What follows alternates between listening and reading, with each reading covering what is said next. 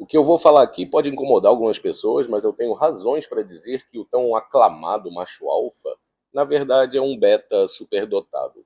E que o tão glamorizado macho sigma não passa de um beta desgarrado do grupo, tentando parecer especial. Mas calma, você precisa acompanhar o meu raciocínio. Sabe por que eu digo isso? Porque a imagem que se vende hoje do alfa como sendo a força masculina e o beta a fraqueza está totalmente errada. E se você pensar bem, você vai perceber que os dois são frágeis da mesma forma. Eles dependem do grupo. Esses conceitos de alfa, beta, sigma, eles não encontram fundamento na psicologia. Sabe como é que começou isso?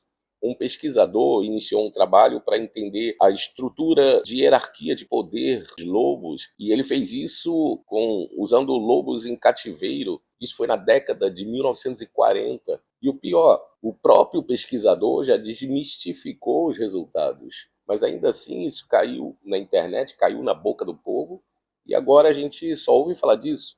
É macho alfa para cá, macho sigma para cá, e não tem fundamento nenhum uma coisa dessas. Aí eu penso, um homem que tem uma característica mais discreta, um pouco mais tímido, ele passa então por ser um beta, né? A esposa dele pensa, nossa, casei com um beta, casei com um banana. Não tem sentido. Quando eu comecei a estudar essa dinâmica de relacionamento masculino, eu acabei classificando uma boa parte dos homens que eu chamei de homens de matilha. Sabe por quê? Porque eles não se sentem seguros sozinhos. Eles precisam ter essa sensação de pertencimento a um grupo para se sentirem fortes e protegidos. E apesar dessa dinâmica não ser muito evidente no dia a dia, ela existe. E você pode identificar ela em filmes de gangues, de presidiários, até entre alunos de colégio que costumam fazer bullying com os mais fracos. O padrão é o mesmo. E ele se encontra em todos os lugares. Se você me acompanhar, você vai conseguir identificar vários dos tipos que eu vou apresentar. O primeiro, obviamente, é o macho alfa. Ele é o manda-chuva do pedaço. Ele é que domina a área, domina o ambiente. O problema é que o poder dele é momentâneo e circunstancial, porque ele precisa da validação do grupo. Em muitos casos, ele necessita de bajulação. Ele precisa estar cercado por uma corte de súditos para que ele se sinta um rei. Ele é um homem que tem alguma característica que fez com que ele se destacasse dos outros, pode ser fisicamente, financeiramente, ou até mesmo questão de carisma, como no caso de escola. Entende agora porque eu digo que ele é um beta superdotado? Abaixo dele, na questão hierárquica, a gente encontra os betas que são vistos como os homens fracos. Na verdade, eles não são. Eles são eternos candidatos a alfa. Eles podem não ser o presidente, mas eles fazem parte da diretoria. Em muitos casos, eles são o braço direito do alfa. E abaixo deles a gente encontra um terceiro grupo que eu chamei de gama. Quem são os gamas? Esse tipo ele não se destaca por força, ele não se destaca por presença. Na verdade, ele não faz nem parte da diretoria. Mas ainda assim, mesmo que ele reconheça que ele não tem condições de subir nessa escada de poder, ele se mantém junto com o grupo, porque ele extrai a segurança e a força dele desse grupo. Você já viu muito desse tipo. Ele acaba se tornando o tipo mais perigoso, porque esse reconhecimento da fraqueza dele dentro do grupo faz com que ele se torne ressentido. Ele é o bajulador de plantão, o famoso puxa-saco. Ele é aquele que engana, que trai, que entrega os outros. Casos de crueldade com os mais fracos são mais comuns entre os gamas do que entre os alfas, porque o alfa ele age com crueldade com o mais fraco muitas vezes só para demonstrar o seu poder para o grupo. O gama não. Por conta do ressentimento, ele precisa descontar a frustração dele em alguém mais fraco que ele. E quem são esses mais fracos? Os deltas. Esses sim são homens fracos que, por muitas vezes, quando possível, eles preferem viver à margem da matilha. E não, eles não são os sigmas. Porque os deltas realmente são homens passivos, homens com a testosterona zero. E, enfim, a gente chega nos sigmas, o mito da internet.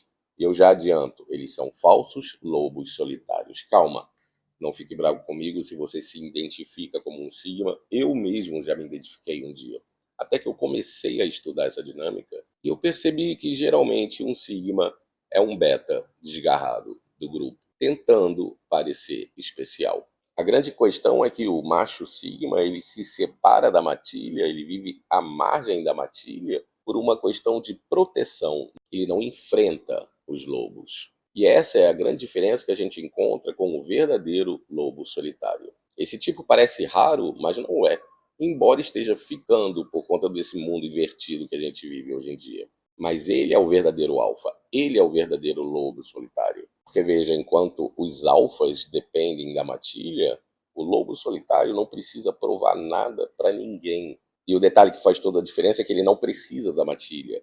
Ele não se esconde da matilha. Ele enfrenta, se necessário, a matilha. Porque a força dele é uma força interior. É diferente do alfa e do beta, que precisa da validação do grupo. É diferente do gama, que precisa descontar em alguém mais fraco que ele. É diferente do sigma, que precisa criar uma áurea de mistério ao redor. O lobo solitário, por ser baseado em princípios, ele não se esconde, porque a missão dele é defender os mais fracos. Ele é o típico arquétipo do herói. Você consegue identificar ele no Batman, por exemplo, que enfrenta hordas de machos alfa, beta e gama e não espera reconhecimento por isso. O Aragorn de Senhor dos Anéis, que enfrenta o mal, protege o bem, mesmo antes de ser rei. Sabe onde você encontra esse tipo também? Aquele pai que deixa de comer para dar comida para seu filho, que sofre em silêncio para proteger a família, que se esforça além do seu limite para cuidar das pessoas que ele ama. Ele protege, por isso ele não se esconde. E ele não usa a força dele para se engrandecer. E a partir daqui a gente começa a entender que, na verdade, só existem três tipos de homens. O primeiro são os lobos. São aqueles que vivem em função de poder. O segundo grupo são os fracos, que não têm força de enfrentar os lobos. São as ovelhas. E o terceiro tipo são homens que caminham sozinhos, por conta própria, e que não precisam da validação de ninguém. Esses homens é aquele tipo que você quase não percebe, quase ninguém vê, mas que fazem toda a diferença quando aparecem. E aí você percebe que não é uma questão de tom de voz, não é uma questão de postura. Você não precisa se parecer com um viking ou com um peak blinder.